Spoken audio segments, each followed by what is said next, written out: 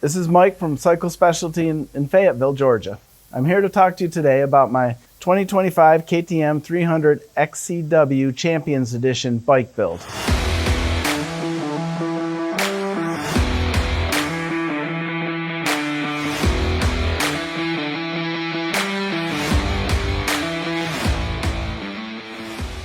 This build is based on my preferences as a plus 60-year-old cross-country enduro racer. A lot of things that I've done to this bike are based on things that I've learned in the last 3 to 4 years racing the GNCC series and national enduros.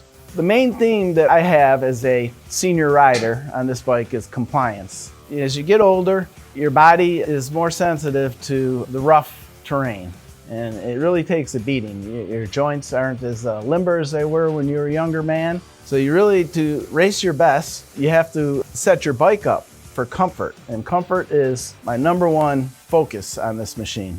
I'm going to start out, I'm going to talk about the controls, because the controls are the interface between yourself and the motorcycle. On this particular bike, I've used a Renthal fat bar on an 827 bend. I like Renthal bars because they're more compliant than the stock Neckin bars. They have a little bit more flex to them, so they provide a little bit more comfort. I don't run the standard lock-on grips. I know a lot of people like those grips because it's a lot easier to install and replace those grips, but I find that it adds a little bit more stiffness to my hands on the bar, so I run standard Renthal grips in the soft compound. For me, it provides more comfort. You also see that I run Enduro Engineering handguards that I've been running for quite some time. I like these handguards. I like the way they mount to the handlebars because they still allow the bars to have some degree of flex within them. I also run the Enduro Engineering stop-start button on this bike. I separate it.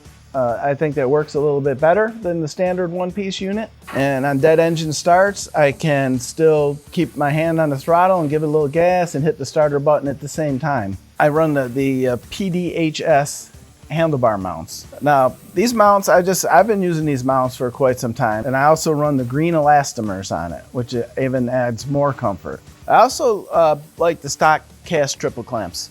I've run the billet clamps before, and you know, they work great. They do give you more rigidity in the front end, but I don't need more rigidity. I like comfort. So combined with the handlebars, PDHS mounts, and the stock triple clamps, this is a setup that works really well for me. I also, as far as controls go, I run the Enduro Engineering brake pedal tip because you can move it back closer to your foot peg a little bit. So when you're riding on the balls of your feet, you don't have to reach as far to actuate the rear brake. This is a stainless steel welded tip. It bolts right onto the stock brake pedal. There's no need to replace the whole brake pedal. It's just a matter of tweaking the controls to fit yourself and your body. And this is one of the things that I use to fine tune my position on the bike. Next, I'm going to talk about suspension. The stock suspension on these bikes is really good. What you do to your suspension really depends on your pain tolerance for spending money. The stock components can be made to work really well. There's other options that you can do. You can send them out and have them revalved at a suspension shop. WP makes a fork kit, the 6500 fork kit, which is a great addition to the bike. I've used that before. But on this particular bike, to go with the WP Explore Pro suspension. This suspension, I've worked with Solid Performance in Downing, Pennsylvania for several years to develop settings that I like. So this is the 75/48 Explore Pro front fork. It's got some advantages. It's a little bit more rigid. In this case, I'm sacrificing comfort for performance with the front forks. I do believe that they do provide a benefit over there's less deflection over roots and ruts with these forks, and your steering, you have better accuracy with the steering. All right, the rear shock is also Explore Pro. It's the 8946 shock. It's the newest PDS shock that they've come out with. They've made some changes to this shock, and it's supposed to be a lot better than the previous generation shock. The reason I chose the WP Explore Pro components, I'm not a pro rider. I probably can't really fully take advantage of the benefits of this suspension, but it's kind of Gucci, and I like that. So on this particular build, I felt like it was worth putting the money into top-level suspension components. You'll see on the Explore Pro rear shock, a couple things are, you got the high-speed and the low-speed compression adjusters are different than stock. And then you also have the X-Trig style preload adjuster for the spring. It's a luxury to have that. It's, you know, the stock preload adjuster works, but this is just quicker and easier.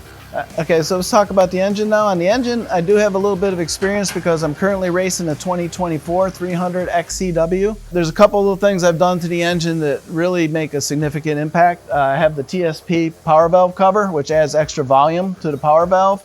Combined with, I use the TSP ERM tuning module to upload a tune. Those two things combined really make the engine run crisp, and the power delivery is really like perfect. I do change the muffler out to the Akrapovic. Obviously there's plenty of different mufflers out there. What I like about the Akrapovic is it improves your performance, but it doesn't have to be overly loud. Noise, louder exhaust doesn't always equal better performance, and that's why I like to run the Akrapovics. For the clutch, we're running the KTM Power Part Hinson clutch assembly.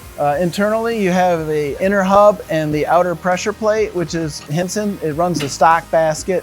And then we have the KTM Factory Racing clutch cover. And this is a little bling, but it also shows a lot less wear than the stock clutch cover does over time. So it is stronger, it looks better over time, and you don't have to have it. On this particular build, we figured why not. I'm also running the KTM Power Parts exhaust flange guard. The exhaust flange on these bikes is a little bit different.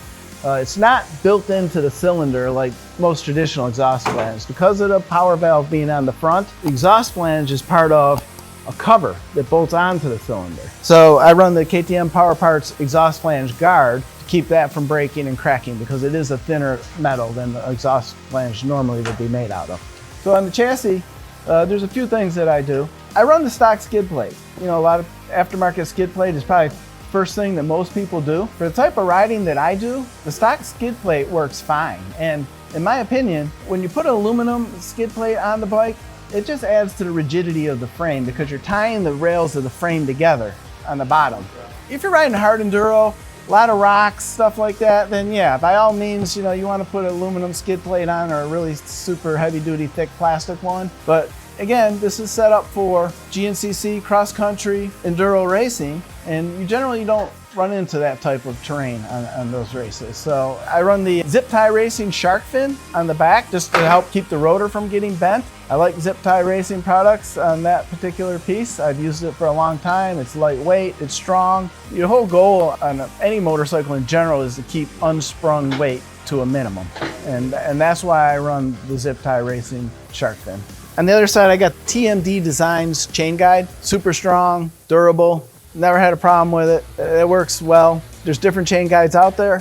You might have one that's your favorite, you know, but it's a good investment, I think, over long term. You don't want to derail a chain in the middle of a race. A lot of these modifications are about not having a bike that's not going to fail during a race. As far as the radiators go, I don't particularly like radiator guards because they're heavy, they're bulky, and then when you're working on the bike, it's just another thing that you have to take off. What I have been doing lately is I've been sending the radiators to XCW for bracing, and they're really strong. I haven't bent a radiator using bracing versus guards, but I like using the stock louvers to direct more airflow onto the bike. And then one of the things that I do like about the Champions Edition is it comes with a radiator fan on it already. I highly recommend a fan. And XCW, they brace around the fan. It's a really clean setup. And it makes everything easier, cleaning your bike easier. There's less thing to worry about. We all know that Brembo brakes are world class. You really don't need to do anything like there. You might add a solid rear rotor if you're riding a lot of mud. Stock wheels, in my opinion, they work great. I mean, as long as you keep the spokes tight, there's no need to replace the wheels. As far as me for a racer, I mean, the wheels get torn up. They get scratched. They don't look pretty for long. So stock wheels, I'd rather spend my money on suspension or engine modifications, which are more performance oriented. The rear sprocket, this Champions Edition comes with the Super Sprock rear sprocket. It's a good sprocket. I haven't changed this one out yet. I'll probably put a 2-tooth bigger rear sprocket on it, and I'll probably go with a Renthal sprocket just because it's a little bit lighter. I want performance, but I want to keep the weight to a minimum. Foot pegs, another very important part of controls. Stock foot pegs work for me. They hold my feet on the bike. They're comfortable. The only downside possibly be is you could bend a stock foot peg, and if that happened, I would probably go with an IMS foot peg because they're much stronger. But stock foot pegs, you know, there's no reason to change those in my opinion. The last thing is the seat cover. A ribbed seat cover. The Champions Edition bike comes with this Seldala Vale seat cover, so it's already ribbed. In off-road racing, rib seat covers are very important because it helps keep you from sliding off the back of the bike. So you're using less energy at your upper body to hold yourself on if you have some traction on the seat cover. So a rib seat cover, I would say, is a very important part of your bike setup. All right, so that's in a nutshell of my personal KTM 300 XCW bike build. But here at Cycle Specialty, what we focus on is we want to custom tailor your bike to you, because we know it's not a one size fits all. And we're very knowledgeable when it comes to off-road racing and riding, and we have a lot of experience. Everybody at the shop is an enthusiast, and we can help you, set your bike up the way you want. We have tremendous parts department. They stock a lot of these parts and accessories, and what they don't have, they can get quickly. If you're looking for a new bike and you're looking to build it up to your specifications, come check us out.